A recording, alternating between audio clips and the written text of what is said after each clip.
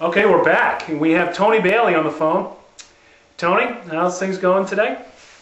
Good. Driving through beautiful South Boston. Excellent. How's the draft preview? How's the draft prep coming for you? Well, you know the format of the show. What we're doing here is a mock draft. We normally like to do this over email, but I figured this time around we do it online. And as you and I went over the format before, so I don't want to go over that too much. But here's the first three picks. Now, if you had the number 4 pick, who would you take if David Ortiz, Johan Santana, and A-Rod were off the board? If those three guys are off the board, who would I take? Exactly. I think it would depend on what I think is important to what position is important to fill right off the bat, and I think what you're looking at there is probably one of the best players remaining at an infield position. So whoever that is, that could be your top shortstop that you've ranked, you know, Tejada or Jeter, Michael Young, someone like that, or maybe the top first baseman that you've ranked,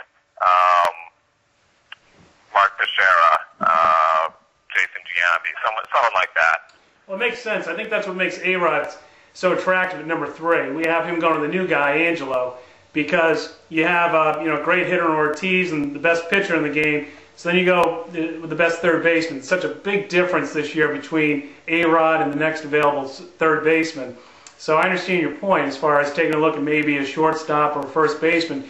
The one thing about the AL, even though overall it has much greater talent than the NL, the first base positions, you know, there's a few guys up there at the top, but other than that, everyone else is fairly, about the same. So I can see where Teixeira would be attractive, or someone even like Giambi. It might be a little bit high for Giambi at number 4. Yeah. I mean, I put Giambi's name in there. I'm probably thinking back 3-4 years ago where he'd be more of a solid first-round pick, whereas these days he's probably he's a little older, and he's probably more in a platoon situation on the Yankees, so you dropped him down a little bit. But my thing on pitchers is, unless the guy is just incredibly special and just a lock to stay healthy and to pitch 225 innings and strike out 200 guys, I'm just not going to go that way in the first round, and probably even in the second round. Well, you look at the top pitchers remaining on the board. You have Roy Halladay. You have a guy like John Lackey. Although it's tough to take John Lackey number 4. Halladay has some injury issues. The best hitter projection-wise is Hafner, but like Ortiz, he's limited by his positions. He can only be a DH. After that, and there's nothing wrong with those guys, but I think, Halladay he's proven it. He's a Cy Young Award winner, and he's done it over a number of years. Yet, there's still some injury issues with him. And aside from Santana, everyone else in the league, you can make a case for an early round pick, but I don't think it's a rock solid thing. I think there's a level of risk there, and I'd rather mitigate that risk by just choosing my pitching staff later in the draft. No, that's a good point. So, all things being considered, that leaves you with Teixeira as the top first baseman, Sizemore is the best outfielder, Tejada and Jeter are probably flip of the coin at shortstop. Who would be your pick at number 4? I pick shortstop overall? Exactly. I'm sorry, I missed the question. Oh, I'm sorry. Who would be your pick at number 4? Considering the fact that the best positional players left are Sizemore in the outfield, Teixeira at first base, and either Jeter or Tejada at shortstop, according to the projections. Yeah, who else would I throw in there middle of the late first round?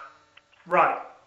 I think, a guy I really like is Travis Hafner.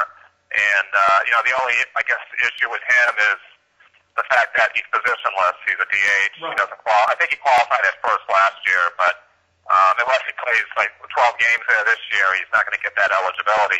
That said, if you look at his stats relative to the amount of time he played last year, they're probably the best in the league, maybe next to Ortiz. And he's a guy that I think is around 28, 29 years old, so he's only getting better. He's hitting his prime years in terms of being a power guy. He's on a fairly good team with some protection in that lineup. He's got guys in front of him that will be on base, and like Grady Sizemore. So there's nothing wrong with taking that guy, despite the fact that you really haven't filled a positional need with your first round pick. But if you had the number 4 pick, who would you take? I think it's a coin flip. I think you're probably looking at Travis Hafner or Manny Ramirez. Okay. Well, for the purpose of our discussions here, in our mock draft, who would you go with? Living in Boston and to fulfill a positional need, I think I'd go with Manny. Sounds good. Well, I'd Tony, probably, those would probably be the tiebreakers. I don't know if anyone's looked at him in spring training. I caught 1 or 2 of his bats the other day, and the guy's just got the best right-handed swing in baseball, probably next to Albert Pujols. So, I mean, he's just an amazing player, amazing hitter, I should say. I mean, his defense is, and base running, there's always room for improvement. At 34 years old, he's probably not improving in those areas anymore. But in terms of being just a flat-out, phenomenal Hall of Fame hitter, he's still there. He still has it. And even if he plays 140, 145 games and takes the occasional day off, he's going to win you some weeks because his bat is just that potent. So I'd go with Manny. Okay, great. Well, Tony, if you can hang in there, I'm going to give you a call back in a few minutes for another pick. Okay. Thanks a lot, man. Bye. No problem.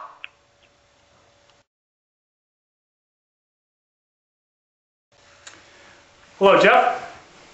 Yeah, I can hear you, Tom. Okay, great. So you know the format. So far we have Ortiz, Santana, A-Rod, and Manny as our top 4 picks. So hypothetically, we know you're on the corner, but if you had the number 5 pick, who would you take? And that's Texas Twang? Yes, I think that's who it would be. Number 5 is Texas Twang. Oh, but that's who it is. So you just want to know who I would take at 5. No, wait, who do you think he'll take at 5? I think he'll take Teixeira at 5. No, I'm with you there. It makes sense because the first base position is, a position of scarcity this year. Well, he's a Texas fan, so it makes sense. So, sounds good. Thanks a lot, Jeff.